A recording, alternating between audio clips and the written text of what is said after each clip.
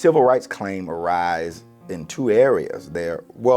Predominantly in two areas, but then there are other areas. Generally, a lot of civil rights claims are protected by the federal Constitution, and these are federal civil rights based on the United States Code. And so, regardless of whether you're in Arizona or in Eastern Kentucky, some of these time frames to file things are the same because they arise out of federal law. Then each state has its own constitution, particularly here in Arizona. We have our own constitution that gives rights to folks as well. And so there could be a number of deadlines and when to file and where to file that is associated with a civil rights claim. And again, this is not something you should guess on your own. You're gonna need a lawyer. You're gonna need a competent lawyer that knows where the claims are, how they need to be stated, what to file. I've had to jump in the middle of several civil rights cases that were great cases. They should have been pursued to the max, but 40, 50, 60 days into the case, after the person tried to do it on their own,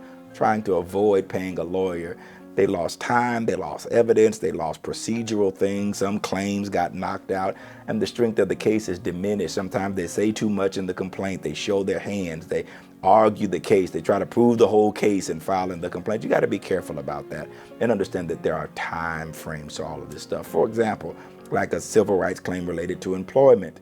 You feel like you've been sexually harassed at work, you got 300 days to file that with the EEOC.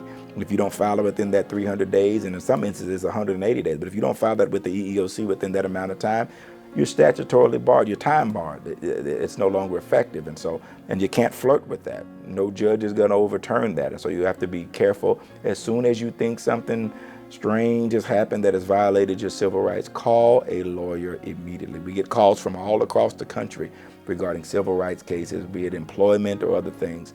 Call us. We'll be more than happy to talk with you about it, look at the time frames and what needs to be filed with who it needs to be filed. But it is something that you cannot spin your wheels on because the clock is ticking.